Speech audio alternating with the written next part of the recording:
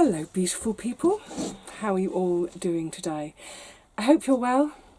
You are joining me on a gorgeous, absolutely gorgeous day in the garden today. It's just gone noon.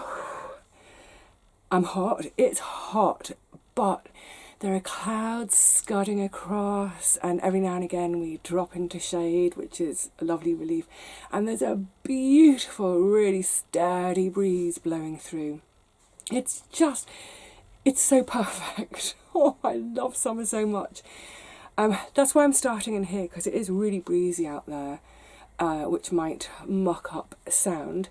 Now, I'm a bit of a sweaty, drippy girl already, because I've done all the watering, and that's sort of like about an hour and a bit of time. And I've just, you know what I've been doing? Tomato cares again. Slightly less tomato tart on my fingers today, because most of the side shoots, there are very few and they're really, really teeny. But oh my goodness, I thought let me just explain and put it into context.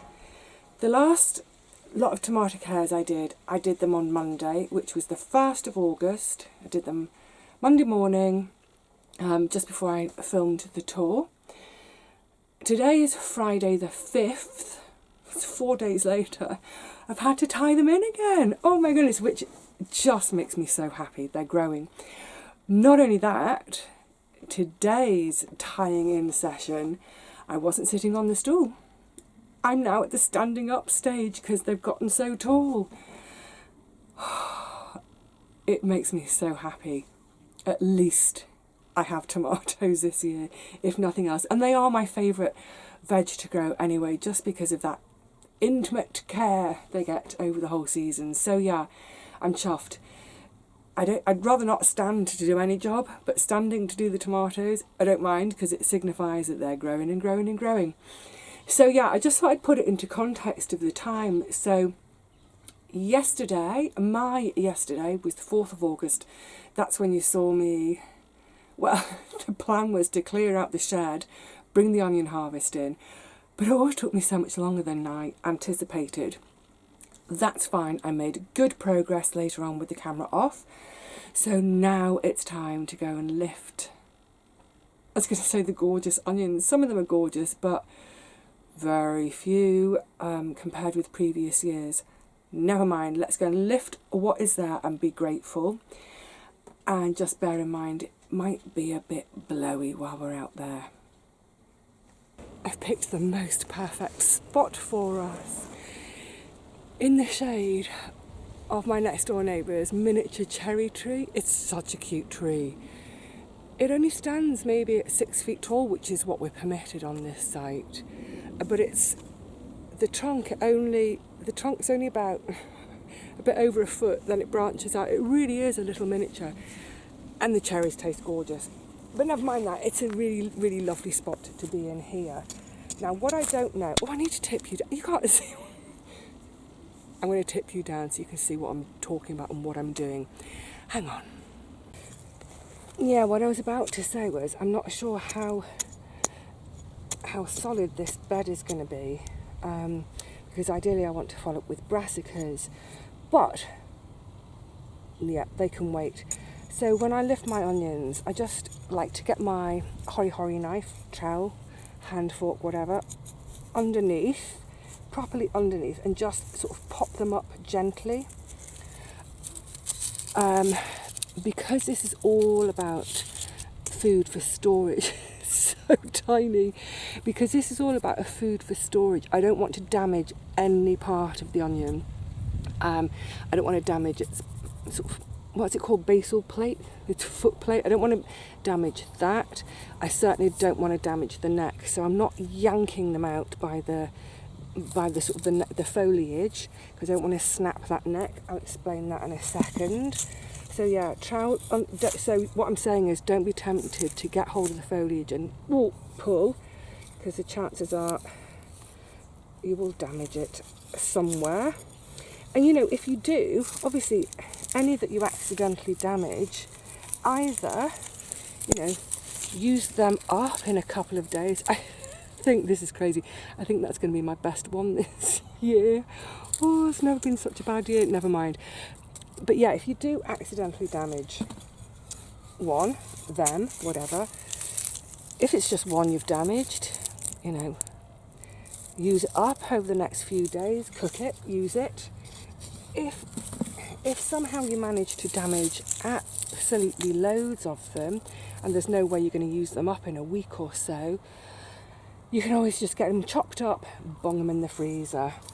Just don't store them dry. Now, look, this, so, let me show you this. That one's barely moved on from being a set. And I've heard quite a few people say that, there's been a lot of folks struggling with their onions this year. So I just wonder if it wasn't the best year for sets, or last year when the sets were being brought on for all of us gardeners to buy, whether it just wasn't a great year. I'm not sure. All I know is I've never had this problem before, but I have this year. Right, let's get them all out.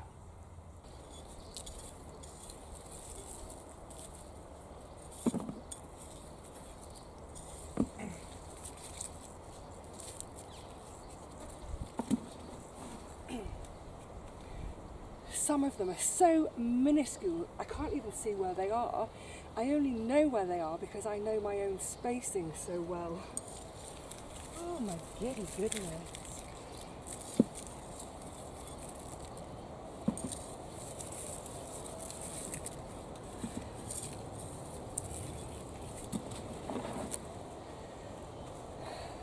I can't remember if this is something I mentioned a couple of weeks ago. I think I did, but just to reiterate, when they're just before the tops are starting to go, maybe the first one has gone over, at that point I stop watering. I don't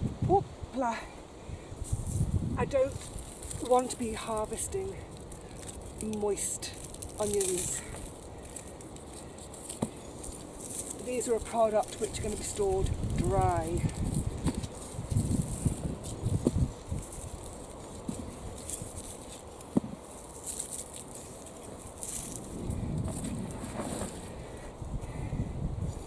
Even though, that's just a set. Yeah, even though some are tiddly, it's still a nice sound hearing the ponk in the bucket.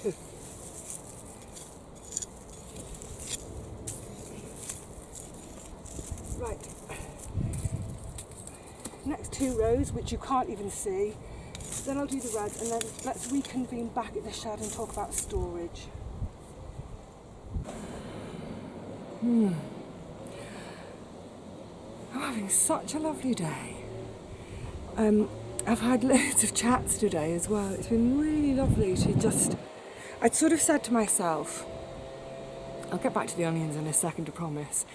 But I'd sort of said to myself last night when I got home, tomorrow, as in now, today, initially I wasn't planning a mammoth session here, just get the onions done.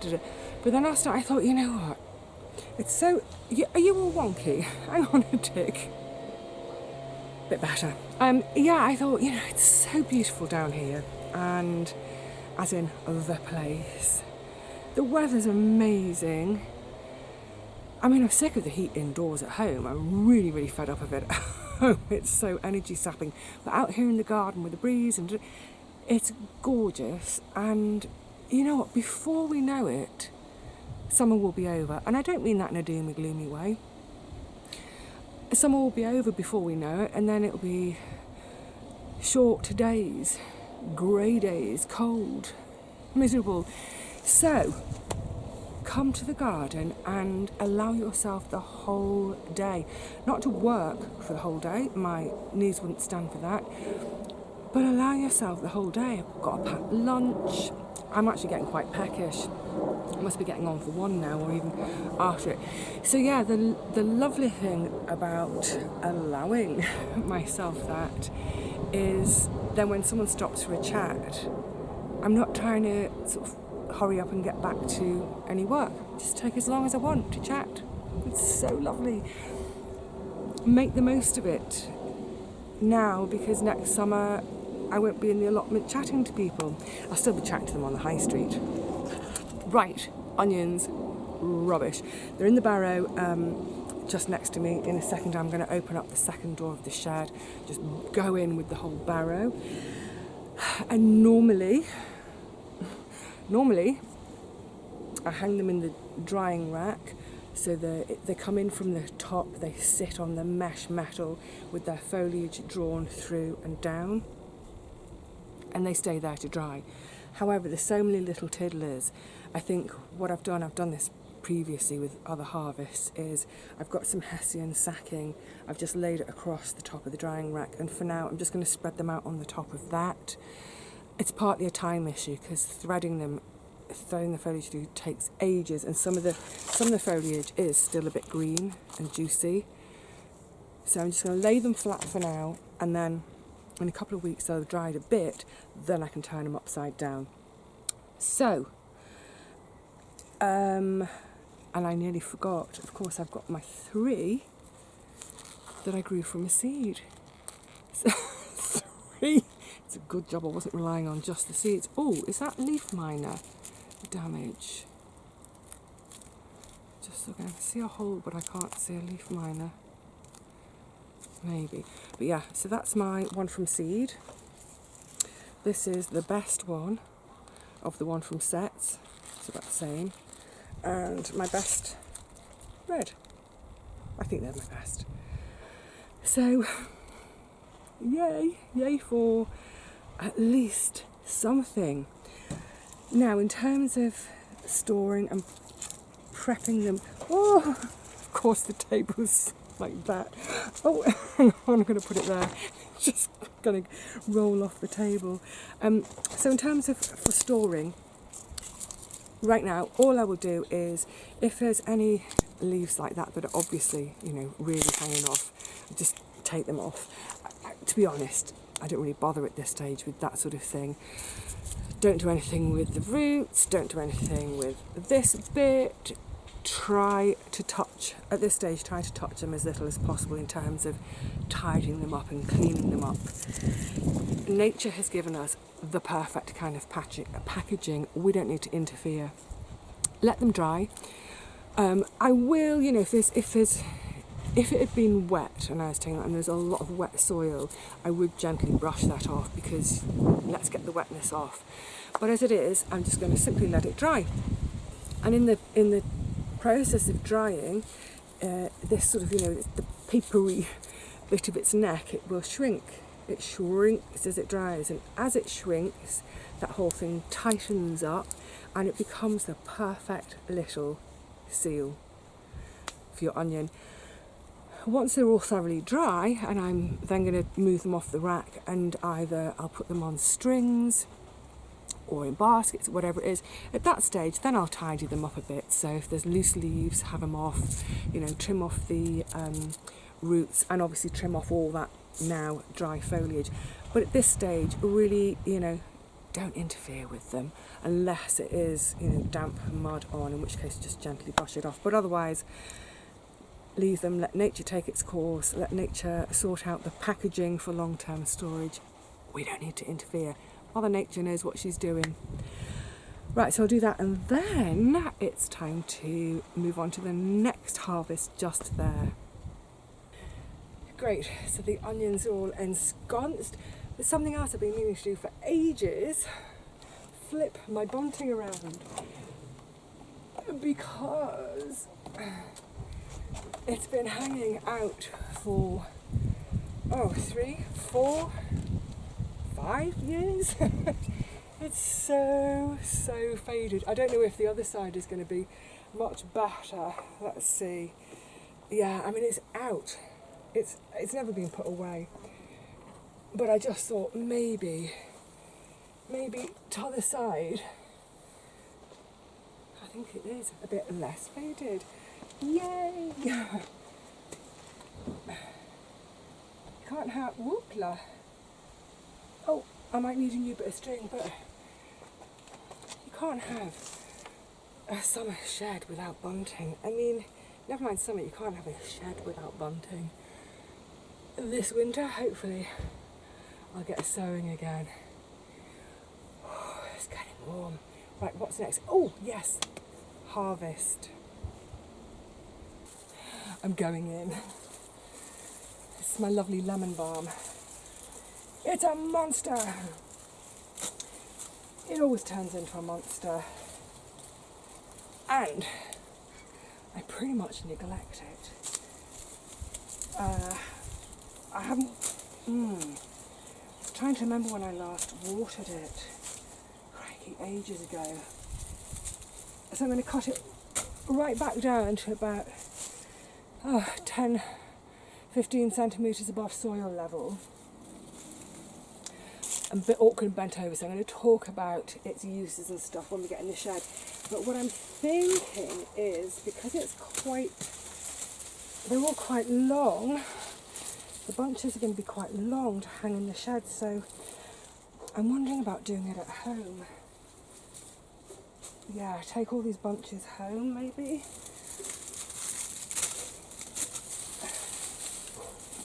Oh, and it's going to reveal the just how poorly the honeysuckle is behind. Right, come on, Gersh, get in there, girl.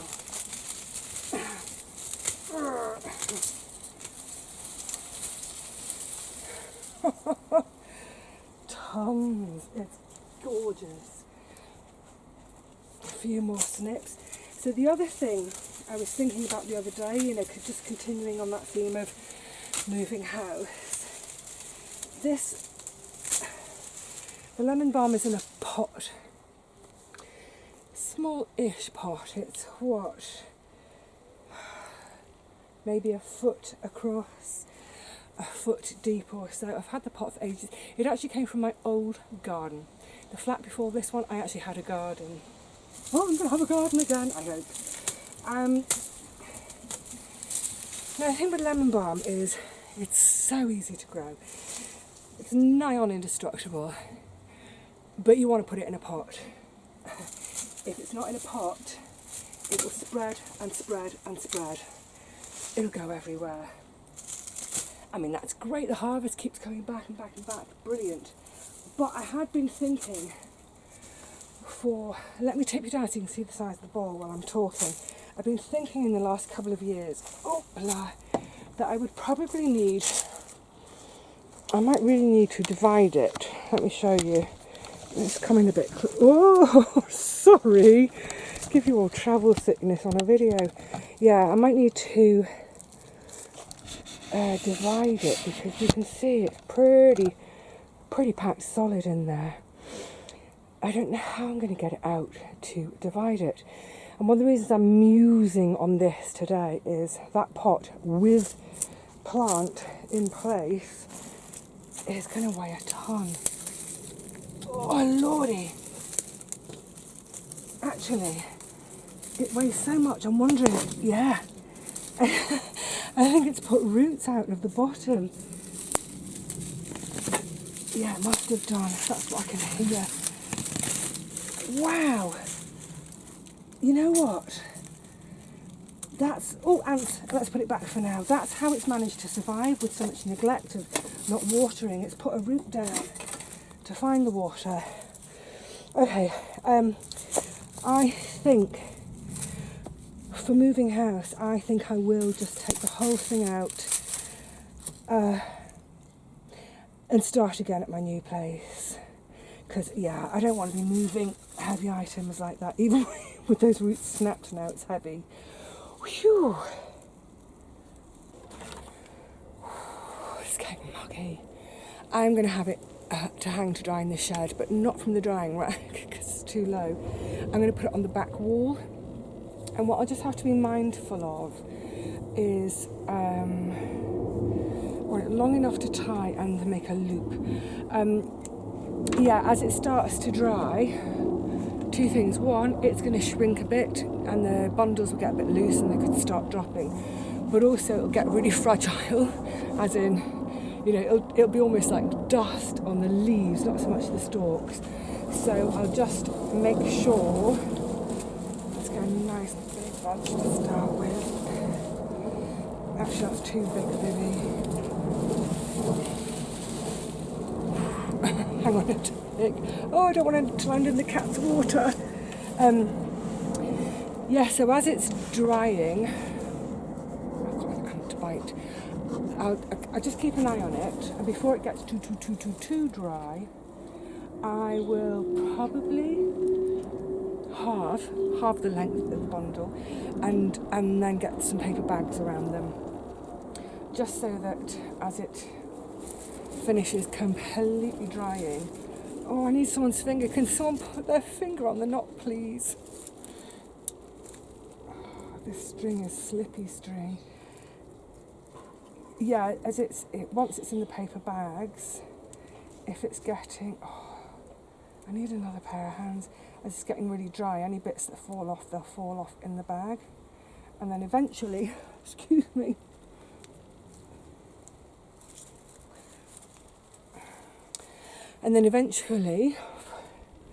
I'll be crushing it all up anyway. Either chop it, or you could just,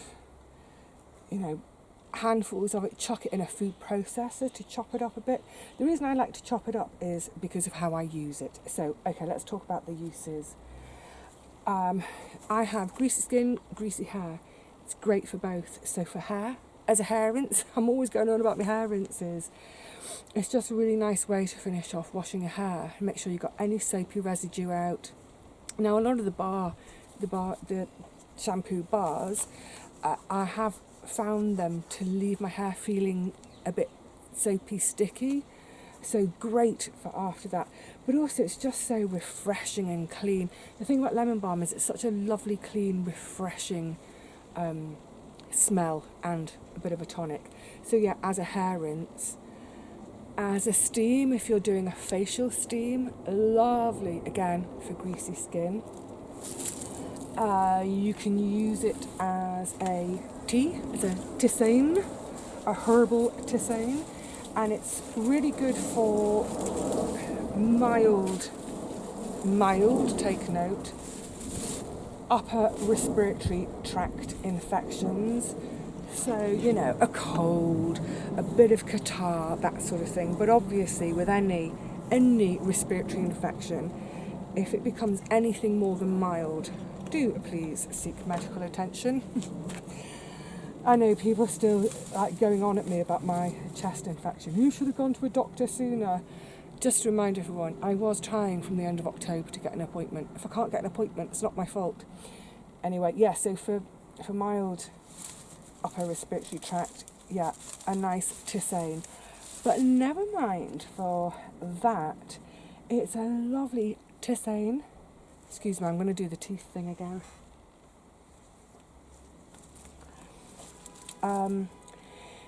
It has unusual properties because it's both uplifting, it's that really fresh, invigorating smell, and calming. So you think, we think of chamomile as a calming tea, and that's perhaps the sort of tea you want to drink in the evening as you're preparing to slow things down, preparing for sleep time. So you might think, why would I don't want to have something that's uplifting at bedtime, but if it's calming, why would I have that at the start of the day when I need to get going? I think it's one of those lovely teas before. I'm trying to think of an example. Like, say if you've got a job interview or an exam to do, a daytime type thing to do where you need to be alert and, be uplifted, but also just steady the nerves. Pre-exam drink, it's lovely. But the way I mostly use it isn't any of those. Actually, hair rinse I do quite often for a hair rinse, but the way I really, really, really love it is in the bath. And it's like so many of the other things I use for the bath. Rosemary is my other big one. It's a handful in a muslin bag hung over the hot tap, or the cold, yeah, hot tap, because it helps to release the oils. Hang it over the hot tap as your bath is running. Keep it in the bath as you're bathing. The reason I like it in a muslin bag is I just don't like bathing in bits. You know, if someone ever ran me a bath thinking they were being romantic by putting rose petals in it, I'd have to go in with the kitchen sieve to get all the petals out. I mean, I love a bit of rose, I love a bit of romance, but I don't want half the garden in my bath. Get it out. So yeah, hang it in a little muslin bag. It's so lovely. And those properties of the tea, the calming and uplifting, I think it's a beautiful evening bath. And of course, it's lemon balm is one of the main ingredients in Carmelite water, made famous by the Carmelite monks in France. If you don't know what Carmelite water is, look it up. Right, that's 3 big, I mean, how lovely is that? Gorgeous. 3 big bunches. There's another pile on the floor there, which I'll do. Get them strung up in the shed. And then I think I need to look at my list. I've got so many things on my list today. All sorts of odds and ends. All great stuff to get on with. Better get on then. I've definitely got my glow on now. Been down the side of the shed and chopped out all that comfrey. Chopped it up. It's going to be mixed in with compost. I'm not making comfrey tea at this stage in the game. But it'll, you know, it'll add to the compost. Great. On my way back there, I think I've eaten a spider's web, so I leant down. Oh, anyway, sorry spiders, I destroyed their web. Now we can see I've actually ended up hanging 2 of the lemon balms outside, 2 bunches of lemon balm outside the shed. We're not due any rain, and it's warm. The thing is, I've got 3 in there, but they're a bit bunched up. I want to give them space for air to circulate. I need some air to circulate. But why I was mentioning I'm in this corner is you can see the honeysuckle has well and truly died. Now this trough, it's a very special little trough. It was given to me by my friend Kylie. We did our paediatric nurse training together. And then we both went off and worked in separate hospitals. And then, I don't know, about a year, maybe 2 years before I left Great Ormond Street, she came and joined Great Ormond Street. So it was a lovely present from her. I'm going to take it with me, of course. And I was thinking about this the other day. I was thinking, I don't want to, again, like with the lemon balm, I don't want to be carting this around full of dirt.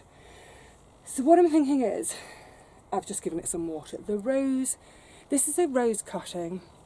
I had 4 in total from Richard and Paul. So it was in their garden against a fence, but the fence was their neighbour's fence. They got new neighbours moved in who wanted to build a new fence, and so the rose was kind of taken down. So Paul took a load of cuttings. How lovely. Gave 4 to me. I've got 1 in the trough, it's just about surviving. I've got that 1 that is planted behind the rhubarb near the deck. That's doing really well. And then I've got 2 in pots on the deck, which I was going to donate to the site because we've built a new pergola in our communal area where we have our kitchen and it's where we have our barbecues and things like that. So I was going to donate the 2 pot ones to them for the pergola. But what I'm thinking now is the 2 that are in pots I'm taking with me to my new garden. I want a bit of Richard and Paul with me in my new home. But this one, I'll try and get it going again. I mean, there's a little bit of life now. I'll keep an eye on it now and keep it watered. Is I can give this one to the society so we can plant this one at the pergola, thereby emptying the trough. You see, it all falls into place, doesn't it? This is what I was saying the other day about, you know, I'm not leaving anything till the last minute. I mean, I'm not the kind of person to leave things till the last minute anyway. But the more I'm thinking about these things now, the more I'm getting sorted, the less there is to sort later on. But also the more I get used to the idea that I'm going. The more I say it, the more I do, you know. Anyway, right, what's next? I need to take the comfrey away. I didn't check the list. I went straight to the comfrey. I have no idea what's on the list, so I will check it and then we'll check back and see what else is going on today on this day of all sorts, all kinds of everything.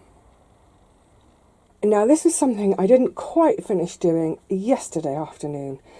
They all need to go get stashed in the trays. So basically the trays act like drawers. Now, this may seem a little bit OCD to some people.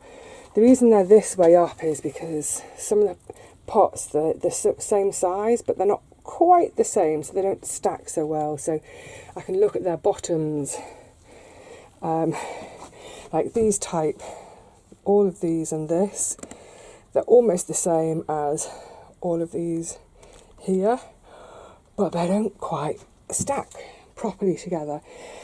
So yeah, I know it may seem a little bit or a little bit over the top to sort them and stack them in exactly the same types, but what it means is, I mean, I've got 400 odd pots. They're not all here, some at home still, but I can really pack them away in the tightest possible space, the tightest space being down there. So yeah, it took a few minutes. Oh, see that one? You match. Oh, I missed that one. What's that one over? Oh, you see that one? It's very similar to that, but it's slightly longer. So you get it in the middle of the stack, and suddenly the stack goes wonky. Right. So yeah, I'll get these stashed away. Check my list. I feel like I'm ever so slightly running out of steam, so I might do this, have my lunch, and then we can come back. So this is the before shot. What a mess. And now, hopefully, by the magic of television, here comes the after shot. Ta-da! Yay for the magic of television. This is how it looks now. Quite a bit neater. There's still a bit to do. Blah. Around the side. Oh gosh, some around the side and the back of the shed, but that can wait. There's me, some of my lemon balm. Oh my goodness. Lovely, lovely, lovely.